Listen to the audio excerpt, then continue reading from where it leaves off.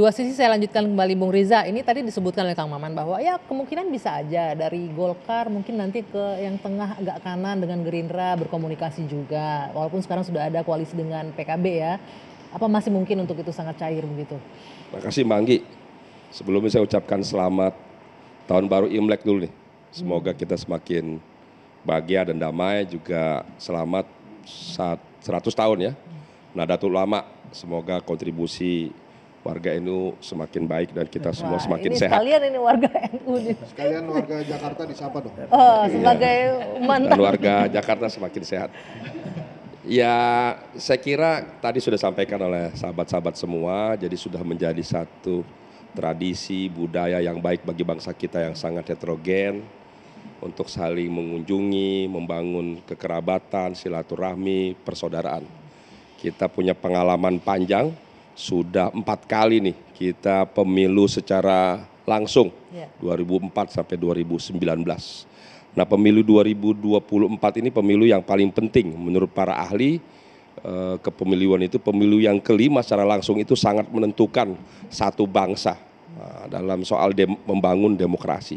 Kita mengalami polarisasi, 2 pemilu terakhir ini sangat tinggi, dan alhamdulillah ya Pak Prabowo dengan segala sportivitas, kenegarawannya, ketulusan keikhlasannya bisa mengedepankan kepentingan bangsa dan negara. Kami sebagai kader Partai Gerindra sangat bangga dengan Pak Prabowo. Saya kira itu yang paling penting bagi kita untuk mengedepankan kepentingan bangsa. Nah, terkait koalisi, alhamdulillah ya kami di internal Partai Gerindra sudah mendeklarasikan mengusung Bapak Prabowo sebagai calon presiden 2004-2029. Ya. Dan juga alhamdulillah Partai Gerindra bersama Partai Kebangkitan Bangsa juga sudah bersepakat menandatangani kesepakatan bersama untuk membangun koalisi. Dan alhamdulillah kami berdua juga sudah memenuhi syarat tadi sampaikan Kang Maman, yaitu lebih dari 20% syarat pemilu. Cawapresnya udah ada belum, Bang? Nah, sekarang tentu terkait pasangan calon ini kami serahkan dari internal Partai Gerindra, kami menyerahkan sepenuhnya kepada Ketua Umum Pemilihan Bapak Prabowo. Nanti tentu Bapak Prabowo bersama Gus Muhaimin Iskandar, ya, Caimin akan mendiskusikannya, memutuskan.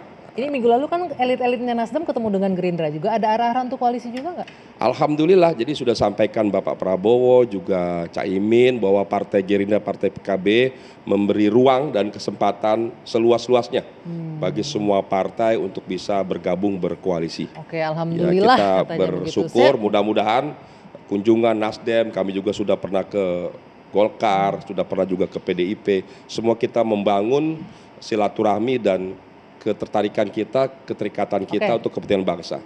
Oke, nah ini kita lihat dulu ya, ada ini informasi terkait dengan bagaimana koalisi yang harus terbentuk. Nah, ini udah ada pasangan semua, ada koalisi perubahan, koalisi Indonesia Baru, kemudian ada KIB, yang masih sendiri ini PDIP nih. Mas Arya Bima, ini mau sampai kapan nunggu? Ini karena yang lain ini koalisi semua yang udah jadi, ini bisa buyar nih gak kalau PDIP deklarasi nanti nih? Iya, kalau PDI Perjuangan jelas jawabannya selalu tetap menunggu Ibu bahwa gitu kan? Mandat Kongres kepada Ibu Megawati untuk menentukan siapa calonnya dan timing yang tepat itu kapan. Itu menjadi kewenangan penuh. Tentunya mengenai koalisi, karena berapapun calon akhirnya tetap 50% persatu, tidak mungkin pengusung capres itu tidak melakukan kerjasama atau kita sebut koalisi. Pasti ya, walaupun secara formal bisa sendiri, PDI Perjuangan bisa sendiri, tapi melihat kompleksitas bangsa yang demikian kompleks untuk figur seorang pasangan capres dan cawapres, tidak mungkin tidak melakukan berbagai kerjasama dengan partai lain atau tokoh-tokoh lain. Itu dari PDI Perjuangan.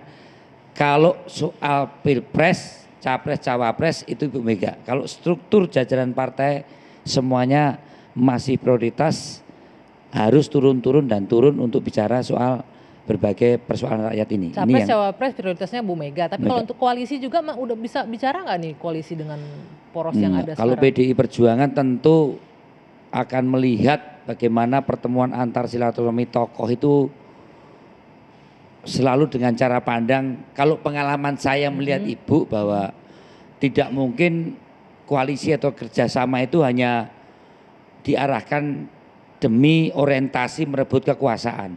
Oke.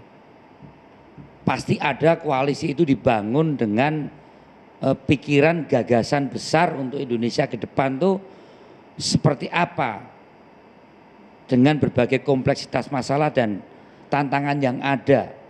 Ini yang namanya bekerja sama atau koalisi. Misalnya lahirnya seorang Jokowi dengan Pak Yusuf Kalla. Ini bukan sekedar hitung-hitungan biar menang enggak.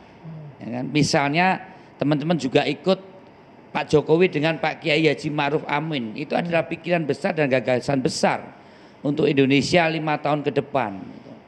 Untuk Indonesia 5 tahun kan harus menang dong intinya ya. Ya, Tetap menang harus itu sebagai akibat. Ya. Tapi kalau koalisi hanya sekedar merebut kekuasaan, yaitu koalisi gaduh-gaduh. Ya.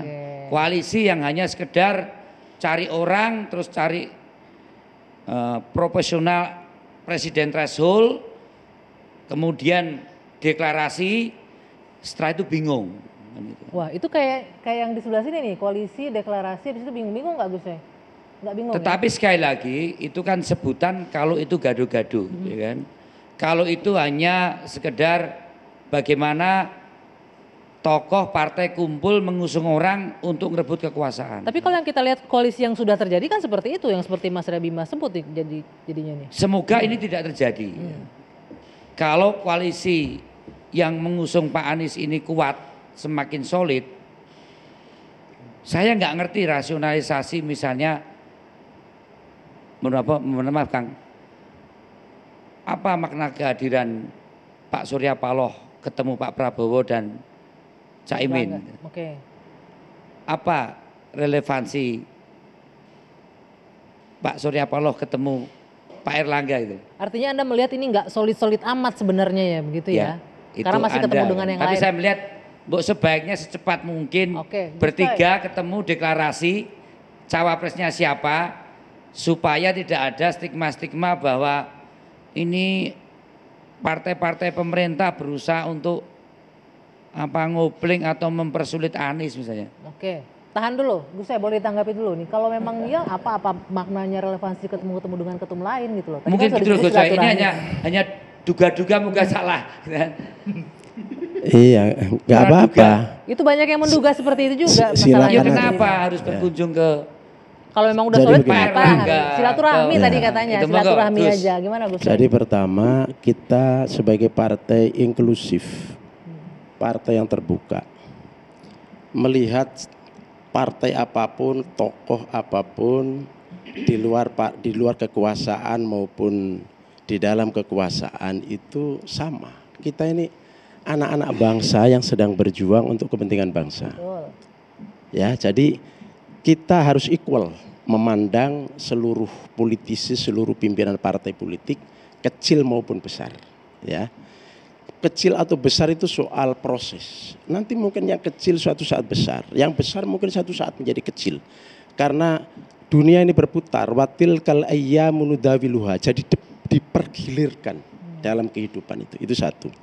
Yang kedua, kami juga punya pandangan bahwa siapapun yang bikin partai baru lama, kemudian menjadi pemimpin partai baru lama, mau berkoalisi dengan siapa, itu semua membawa gagasan. Jadi tidak ada yang bawa kekuasaan. Iya, memang kita menuju ke sana, tapi menuju kepada kekuasaan itu ada syarat-syarat yang harus juga kita penuhi, gitu kan? Jadi kita tidak boleh merasa bahwa kita yang seolah paling punya gagasan besar, seolah kita yang paling nasionalis, seolah kita yang paling memiliki, yang paling sah mewarisi negeri ini. Semua apakah yang kita kategorikan kelompok kanan, kelompok kiri, kelompok tengah, kiri, kanan, nah itu semua ada. Apa tuh Gus yang kita jangan seolah-olah memiliki sendiri sebuah, itu? Ini sebuah analogi aja. Ya. Okay. Jadi supaya kita ini memandang segalanya itu dengan adil.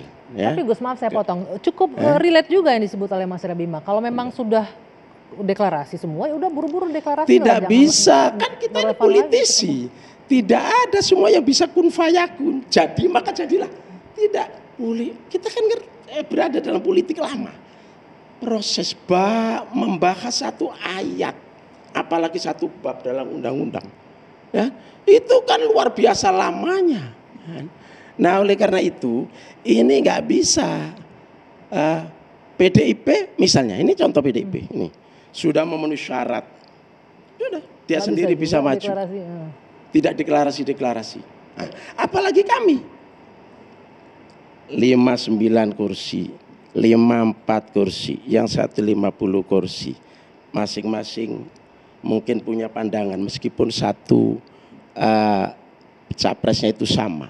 Nah, ini kan harus saling menghormati, saling menghargai, sehingga harus ada titik temu, ada equality-nya di sini, ada hal-hal yang mungkin sebelumnya beda, kemudian kita mana yang kita sama, karena kita kan ngusung gerakan perubahan, koalisi perubahan. Ya. Apa yang harus dirubah, apa yang harus dipertahankan, kan semuanya ada dalilnya, semua ada prinsip-prinsipnya, ada teorinya. Gini Mas Rebima, PDIP aja yang sendirian masih nggak deklarasi, apalagi ini yang ada 3 partai, wajar lah kalau belum deklarasi begitu. Tapi nanti ditanggapi ya, kita jeda terus jenak. Dua Sisi kembali sesaat lagi.